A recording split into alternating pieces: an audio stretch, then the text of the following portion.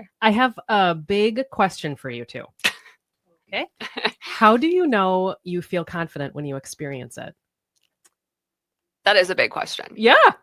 I've actually spent a lot of time thinking about this question. Okay. And how do you know? Well, I was struggling with this question so much so that I actually asked some other people in my world to kind of get me started. So I wanted to share some of the things that they told me. I love group polling. So a few of the things people in my world told me that they said is that they're present and focused on the current moment and things that they can control, that they have positive self-talk, that they're not thinking too far in the future or too much about the past. Okay. And that they're not spending a lot of time thinking about people's opinions of them. Ah. That was mine. Yeah, which really, it led me to think about, is confidence the absence of critical or negative self-talk, or is it just my ability to notice when, and to kind of like challenge maybe when I have negative thoughts about myself, or I'm like negative self-talk and not feeling confident? Like, I think it's on a spectrum. We talk about this with a lot of feelings. Like, there's a spectrum of what confidence might look and feel like. Yeah. And what would you say it requires for you, Robin, to feel confident? Great shoes. Well, when we think about some basics and what does confidence feel like? Security, capable, feeling sure of ourselves. Like, I got this. Yeah. I love that you can highlight, hey, it's in part what I'm wearing. So it can be great shoes. Yeah. What does it require for you, Amanda?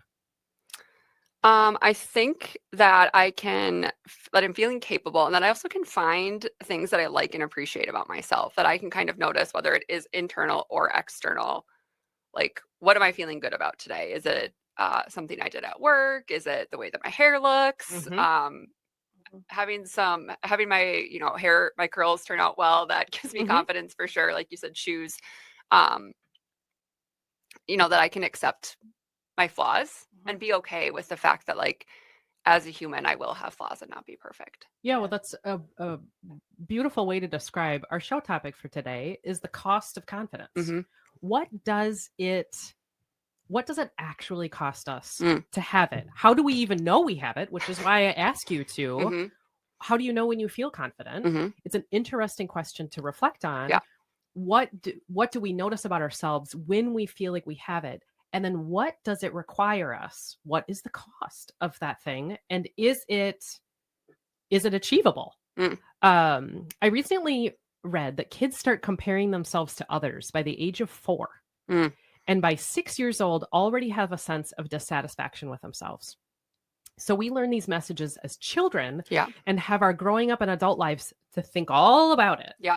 And we get the messages of what confidence requires, what the cost of it is, and as well as what we should be insecure about from everywhere. Yep. It's marketed to us all the time and modeled for us. What would you two say about that? I think it's important that we recognize that and notice, like, all of the places that that's actually happening, because it's beyond commercials. It's beyond billboards. It's everywhere. It's every aspect of your day is impacting that. Yeah. It's interesting that you brought up kids, because that was part of what I had kind of thought about about how this starts at such a young age, and how actually so much of our confidence as children is impacted by having people around us that give us affirmation or believe in us.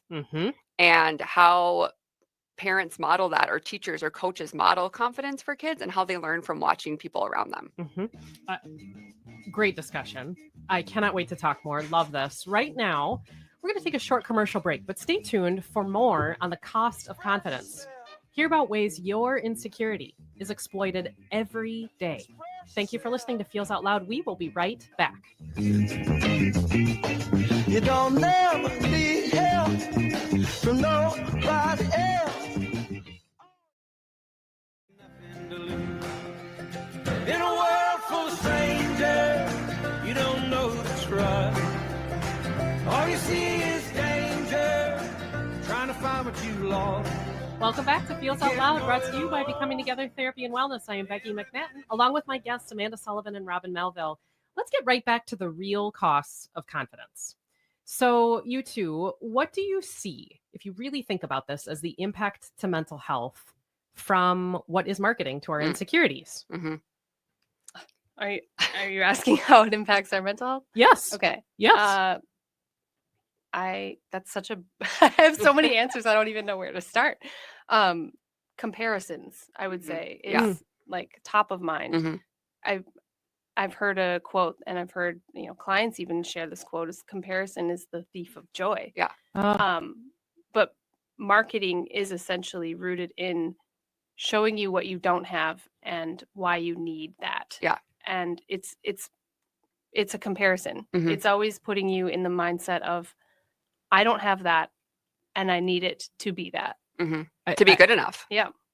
Somebody's filling in for you what it takes to attain. Yep. Right. Something Whatever. good. Fill in the Peace. blank. Yeah. Yeah. Yeah. I was going to add, I definitely think it's contributing to anxiety and depression that we see amongst all populations of people. I think that when you're bombarded with this constant messaging around, you need this thing, or you need to look this way, or have these items to be quote unquote good enough, that's going to make me anxious, because I'm going to feel like I'm always trying to like catch up with whatever the thing is that I don't have. Or if I feel like I don't have it, it might start to affect my self-esteem, and I might start to feel depressed or sad or really bad about myself that I can't achieve what I think it looks like or feels like from that perspective to be good enough. Well, and let's not overlook eating disorders. Yeah. Addictions, really, like all of the mental health Right. struggles. Yep. Right. Setting unrealistic expectations for even what a human being can do. Right. Yeah. And promoting body image issues, maybe promoting inadequacy. You mentioned social comparison, which I'm thinking about how the things we're not even aware of all day because we're so immersed in being exposed to it, that we may not even realize the way in which insecurity is highlighted to us, that our emotions all day, as we pass by billboards on the road or see ads scrolling through social media, that all has an impact on our emotions. And perhaps what the hugest impact is highlighting to us a space of insecurity. And marketing does something to tell us, well, if you buy or if you do, then you will feel confident. You have a means to get to this thing, and we have it for you.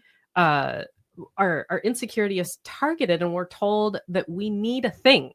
We need a thing to make that insecurity feel settled. Robin, you're a kind of a former marketing world human. Sure am. And so tell us about how marketing is rooted in psychology. Yeah. And how marketing plays to our insecurity. Well, first I'll say there's a quote that I think a lot of people in marketing have probably heard at some point. But it's, we don't sell solutions, we sell problems. So it's not even about, oh, this product can bring you this. It's more about focusing on and highlighting, what don't you have? What the problem? What are you missing? Right? It's wanting you to look at, I don't have this in my life and I need it. So pay attention to ads. You'll notice they are focusing on a problem. Like, what problem are they highlighting in your life? And then they're telling you, after you have connected with, oh yeah, I totally have that issue, then they're saying, here's your solution. So that's psychology right there. But I could go on forever, so Becky, cut me off. Well, I love hearing about it, because I don't know how aware we are that we've had an emotion about something. So you're saying that marketing is driving us to have a feeling. Yeah. Maybe not to know what we're feeling, because we might opt to express or process the emotion in a totally different way. But marketing is saying, we want you to be incited to have a feeling about something, because then you'll take an action to address that emotion. And we profit from that, because you buy the thing. Right. Yeah. Like you're going to invest in our product. Yeah. The emotion piece, I actually remember in one of the marketing classes that they said the 3 biggest things you focus on in ads is fear, laughter, and sex. They tell you that. Interesting. So if you highlight those as problems, if you have an ad that provokes or like touches on any of those feelings, like you're afraid of not being good enough. Yeah. You see a funny ad, you remember that one. Mhm. Makes you feel good. And then obviously sex sells. We of course know that. Mm-hmm. that's so interesting. Mhm. And it clearly works. Yep. Even from a really young age, because as I said in the first segment, by the age of 4, children are developing a sense of capacity to compare themselves to other children, which is so interesting how effective it is. There's a quote, modern marketing exploits your insecurity for profit. It's become so commonplace that we don't even realize it anymore. And now it's taking its toll. What do you think of this quote, Amanda? Well, I think it's so true. When you and I were talking about this episode, I think what I said to you was, is this insecurity that I have about this thing real? Or is it just because I keep seeing ads for this product that's supposed to target this thing? And the thing was hair growth, right? And there's such a market right now, and we've seen on social media, for hair growth supplements. And I was like, am I actually worried about that thing? Or maybe I was like a 2 worried about it, and now I've become like a 7 because I've seen so many ads telling me like you have to have long, thick hair, right? Mm-hmm. Which is highlighting to that the problem piece that Robin says. Yeah. That if repeatedly people or systems tell you have a problem, as human beings, we would say, well, I guess I have the problem. Yeah. I must. And if you get it over and over and over again. Well, and that's what algorithms on social media especially do. If I watch one ad for a hair growth supplement, guess what? Yep. They're going to show me a heck ton of a lot of ads about hair growth supplements. If you Google it, even if you just Google hair growth. Yeah. Guess what? Right. You're going to see ads all over. Yep. And then you're going to think, oh, wow, this must be a huge deal. Yeah. I absolutely need to do something about it. Yeah. So what does the quote make you think about, Robin? Can you say the quote again? Yeah. I forgot it already. Modern marketing exploits your insecurity for profit. It's become so commonplace that we don't even realize it anymore. And now it's taking its toll.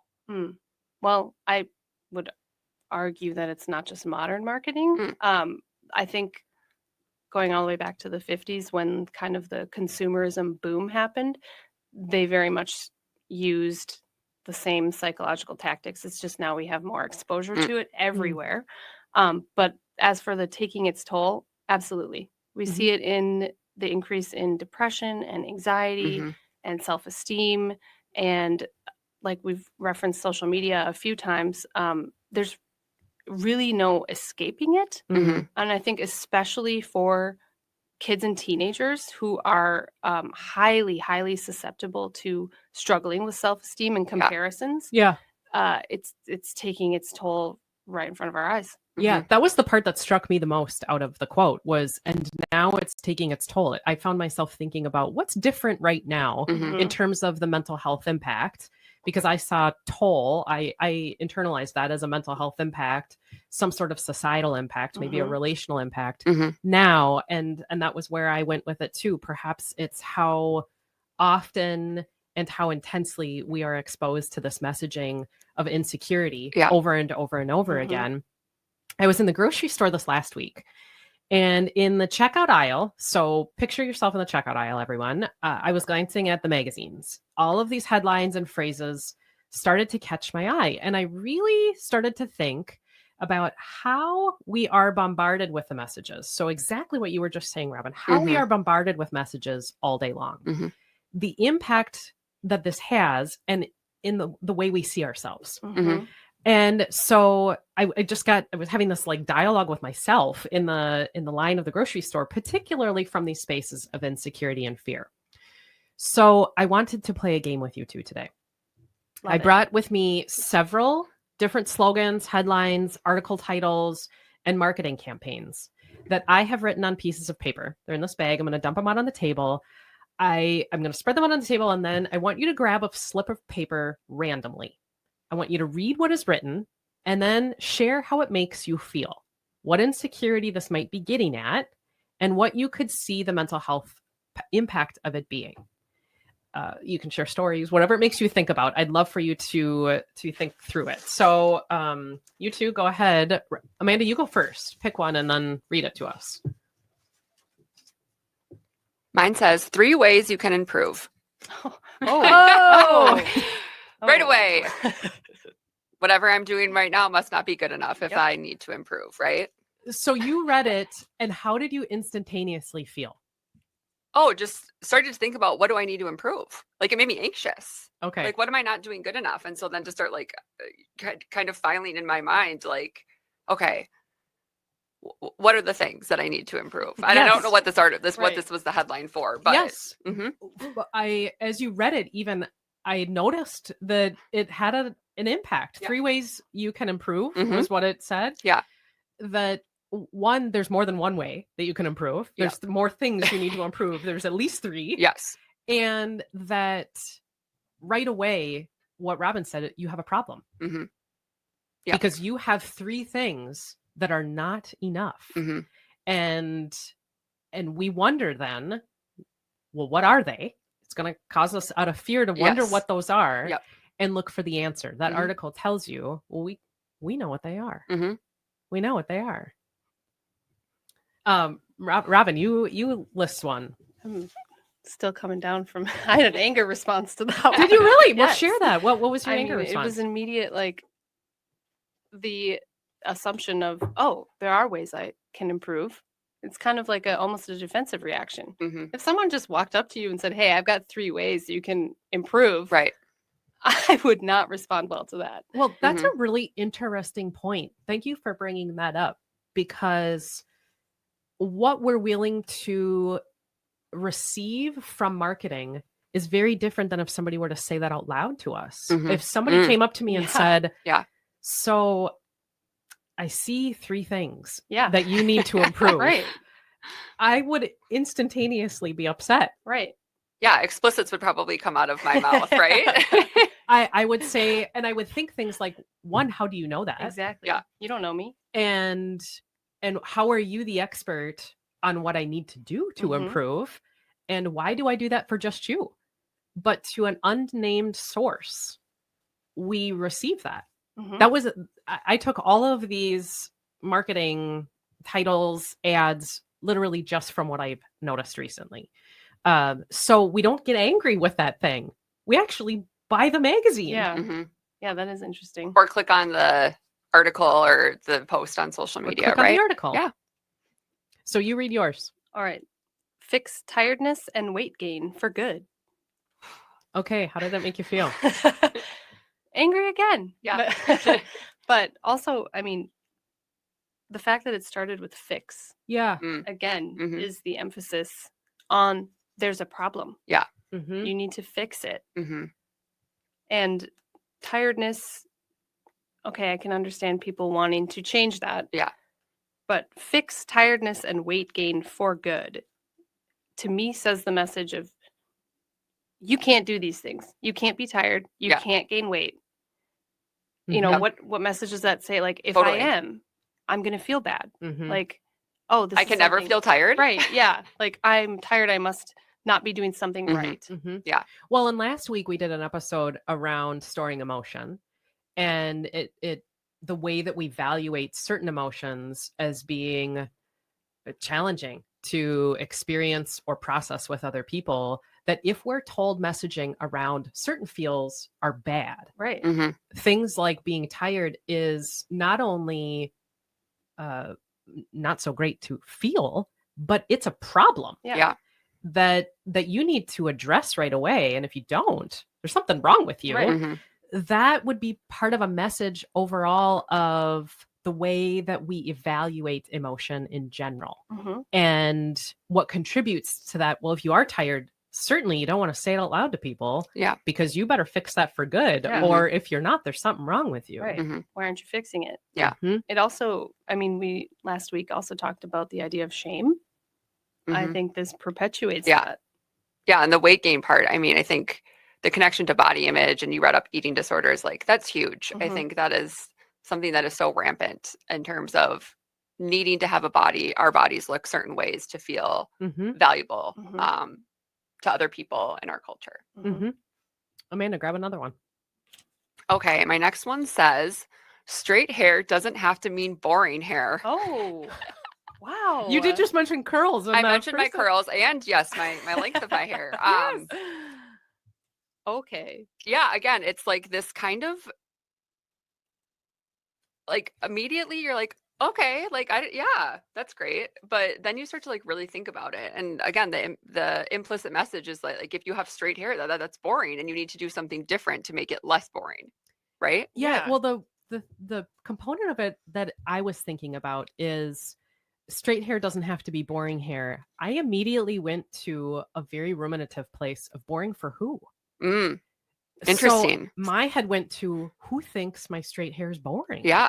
What if I don't think it's boring? Yeah. Oh my gosh, other people think it's boring? Yeah. And so I heard that from a space of don't be boring to other people. Be interesting and exciting. Show up as interesting and exciting, or your straight hair can have interest and excitement to it. Yeah. Because showing up as boring would be bad. And maybe you don't even know if you're going to show up as boring. Right. Let's really make people afraid. Yeah. I think it also, like, my response to it was the idea that we talked about earlier of these messages creating an insecurity. Yep. Because when you read that, I'm like, oh, I didn't know my straight hair was boring. Yeah. Like now I do. Yes. Right. It wasn't until you now read this and you can know how to make the straight hair not boring. It doesn't have to be boring. I guess I didn't know it was, but yes, boy, do I want to figure out how to change that. Well, and it's interesting that you brought up to who, because one thing I was thinking about with this episode is how, as women especially, we often don't like to see other women feel confident. It feels threatening to us, I think. And so we try to tear each other down. Oh, sure. Yeah. And so which again, is probably a show all by itself of the we'll do that as another show of the criticality around watching other people be confident, which may be jealousy for ourselves. But that is likely through marketing part of what's exploited. Yeah. Robin, you list another one. I feel like I'm getting a message here, but get it all done without being tired. Oh. So how did it make you feel? Well, I keep pulling ones that talk about being tired. So now I'm feeling that shame we talked about of like, okay, being tired is bad. Clearly, like everything they're talking about here is how to not be tired. Yeah. So I can't be. But the emphasis also all is underlined. So get it all done without being tired. Yeah. Oh, suddenly I have to do it all. Yeah, do more. And if I'm tired, I'm not doing it right. Yeah. If you're that's what I was thinking as you highlighted it. What were you going to say, Amanda? I was going to similarly, I think that we are all kind of, there's like this badge of honor with like being busy and doing it all, right? And how maybe marketing perpetuates that we need to be doing all of the things to be, again, have value or worth, and how things like that, and not be tired if we are going to do it all. Yeah. Do it all and look good doing it. Look good doing it. Have a smile on your face. Don't complain. Yeah.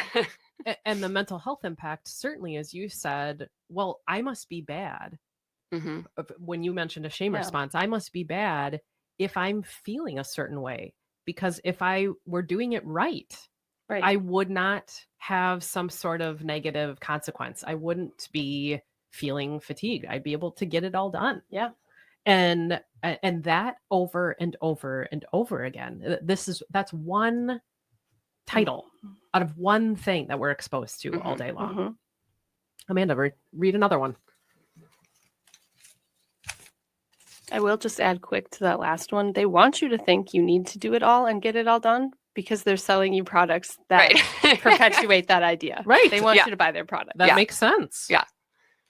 Can you manifest clear skin? Oh. And it's a question. Yes. Okay. Really leaning into the buzzword of manifest. Right. But manifest is such a buzzword. And I also think, in addition to, I've brought up, hair growth products, I also think skincare has become huge in terms of marketing, and how this idea that like your skin has to be perfectly clear. Yeah. And flawless skin. Yeah. I'm curious.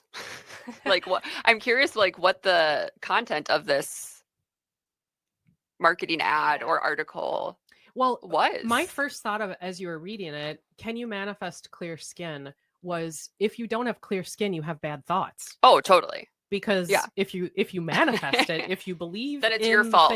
Yes. So there's sort of a self-blame occurring here around, you must be thinking it into fruition. Yes.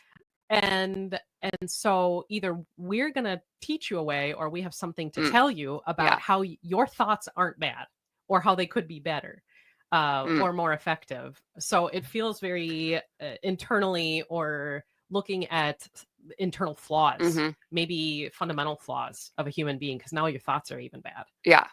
It's funny you went to like the total therapist lens, but I actually reverted back to a marketing lens when you read that. And can you manifest clear skin? Who are they targeting with that? Totally. Who uses that language? Who talks that way? They are very clearly targeting women who, I mean, I know we said manifest is a buzzword right now on social media.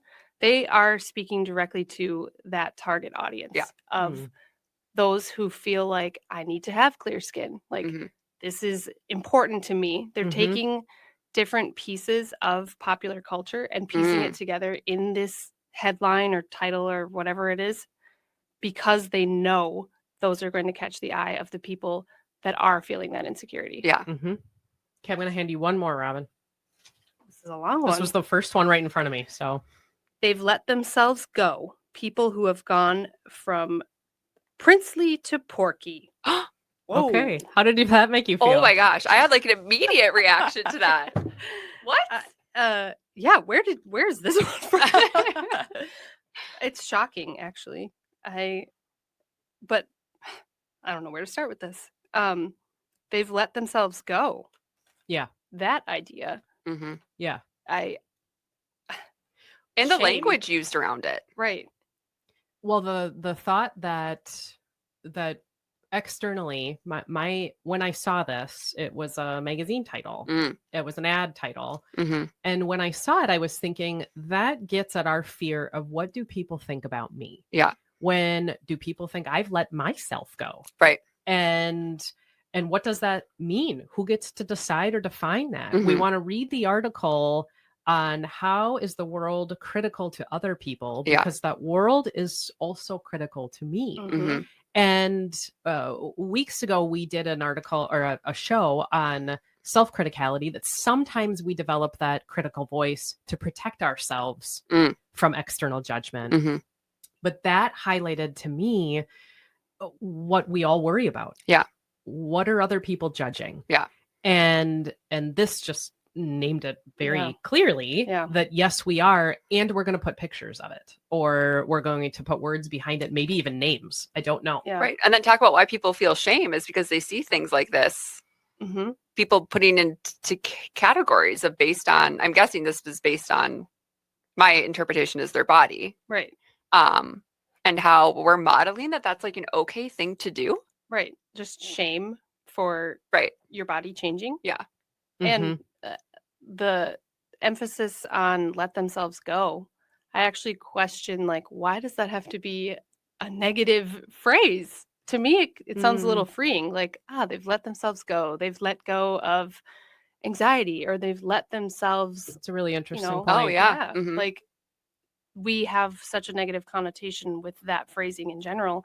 And it's likely because it's followed up with all of these shaming, like, photos and examples of people who don't look as good as they once did. And then comparison. You have mentioned that a couple of different times, that looking at whatever people who haven't let it go, whatever let go, whatever that looks like, that we need to be that. Yeah. I'm going to be thinking about this a ton now, that we've all grown so desensitized to judging ourselves, and how we are seeking to fill those spaces of insecurity with things. We're seeking to fill those spaces of insecurity with things, and maybe don't even know it. And I often say as a therapist that judgment needs to be met with compassion, not more judgment. What do you two, I want to ask how this game was for you, but I also want to ask, how can we notice how ads make us feel? How can we notice how marketing makes us feel? Well, I think you could almost do with yourself what we just did, which is when you see an ad on social media or you see something that you want to click on, maybe just pausing and checking in with yourself. Like, what's the reaction that I'm having to this right now? And am I clicking on this thing because it's making me feel negatively or that I'm lacking in some way? And along with that, what is the message that they're actually trying to communicate? And I just thought of an example, car commercials at Christmas time. Show your family you love them with this minivan. Yes. Oh, okay. So the message is you don't love your family until you buy them this minivan. Yes. Right? So like what message are they actually conveying? Right. And you're asking people to maybe sit with that. Yeah. That really think about it. Right. Like, how am I interpreting this? Yes. What meaning am I making from this so quickly? Yeah. And I appreciate what you're saying too, Amanda, on if you're in the grocery store line as I was, maybe pause and just notice how the things make you feel, because we're probably reading them as we are in the checkout line. Yeah. And we're not even noticing how it made us feel because we're desensitized to it. It's actually using some of the strategies we talked about last week, which is mindfulness and noticing if we're having a physical reaction to something that might indicate a feeling even before we're consciously aware of it.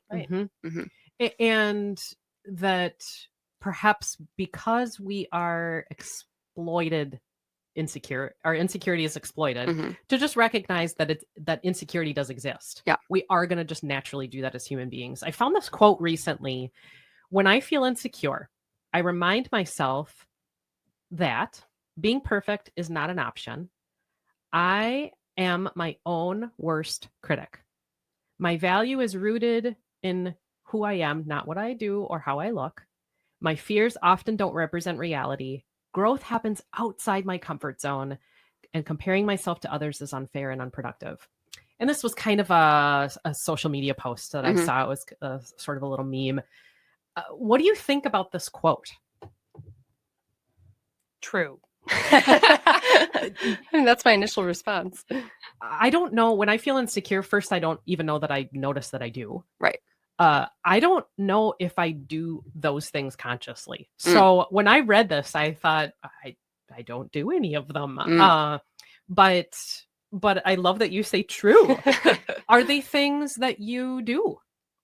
Can you repeat them? There's like several of them. Yeah. Let's go when I feel one or insecure, two at a time. When I feel insecure, I remind myself that being perfect is not an option. I am my own worst critic. My value is rooted in who I am, not what I do or how I look. My fears often don't represent reality. Growth happens outside my comfort zone, and comparing myself to others is unfair and unproductive. I think I have to think I have to be very aware and think very hard about changing the way that I'm thinking for those things to happen. I have this conversation with clients and people in my life a lot. Like, you're thinking about yourself way more than other people are thinking about you. Right. Well, in a positive way. Yeah. In a positive way. Right. Like people, like if you're at the store and you're wearing sweatpants, that person that you pass in the store isn't going to think twice about the fact that you were wearing sweatpants. Right. Most likely. Yeah. I mean, are you thinking about other people wearing sweatpants? Right. Yes.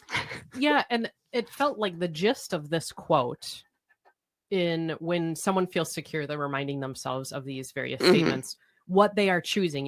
You brought up, it's hard to change our mindset. Yeah. What they're choosing to do is engage in self-love and compassion to themselves about the insecurity. They aren't judging themselves about the insecurity. They're just reminding themselves compassionate messages about them. I think the first line actually about perfection stands out the most to me in noticing, especially with those of us who struggle with perfectionism at times, is that reminder that perfection is honestly subjective. Can't truly be defined and can't really be achieved. So that one absolutely stands out to me.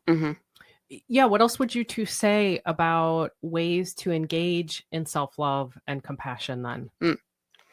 One of the things I also ask clients a lot, kind of within this realm, is would you talk to a friend the way you talk to yourself? And people I don't think anyone has ever told me yes.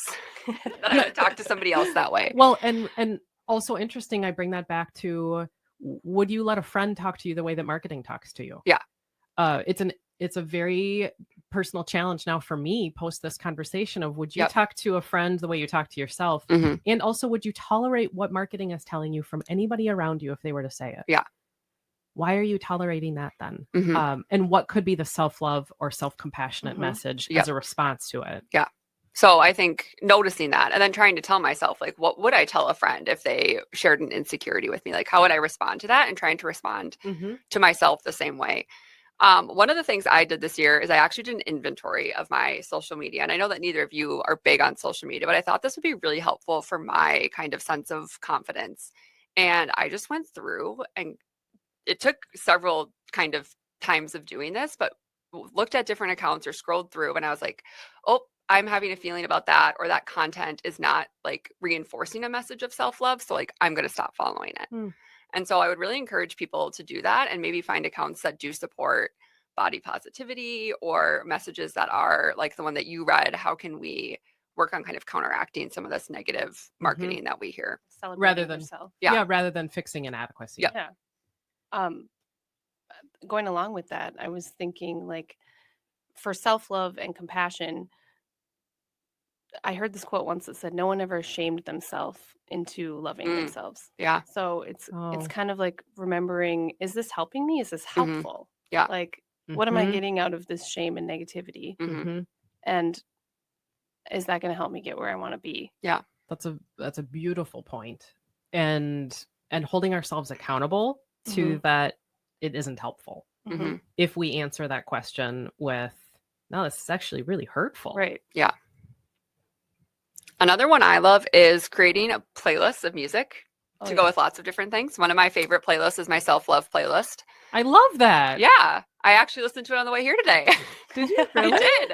And whenever there's like a lot of different songs, and sometimes different songs, you know, hit different things that I'm experiencing. And I've encouraged clients to do this, and they found it really helpful in moments where they were like, I need a boost and I need something external to help me get it. So looking for those kind of songs that really are empowering and uplifting and help you feel more confident. Like Demi Lovato, she literally has a song called Confident. Well, I think that's even a fantastic challenge for listeners as they're sitting at home today. If you don't have a self-love playlist, a self-compassion playlist for the moments where you need to be reminded that you are enough just as you are, make a playlist that you can listen to, and then maybe challenge yourself once a week to do that thing. Yeah. On a drive somewhere. It helps think about this connection between what we do and the inner dialogue that we have about what we do, and tuning in and noticing without a judgment. We don't have to judge when the feeling of insecurity, as I mentioned in the quote, but what is around us that influences that inner dialogue. And then we can respond with an active playlist to the things that we might be saying in that moment. We've done this in therapy a couple of times that it feels really cringy, but talking to ourselves in the mirror or journaling. You brought that up last week, Robin, journaling about things that help us understand ourselves. I think those are all great strategies. What would you say to that? I think honestly, when you're feeling confident, grab the journal. Yeah. Write down compliments to yourself. People, like you said, it might sound a little cringy, but positive affirmations, reading them and absorbing them. Yes. That's going to be huge. I love that. So much to think about here. We are headed to a commercial break, but when we come back, we will talk through listener questions on confidence and insecurity via media. Feels Out Loud. We'll be right back to process your thoughts in just a moment. In a world full of strangers, you don't know who's right. All you see is danger.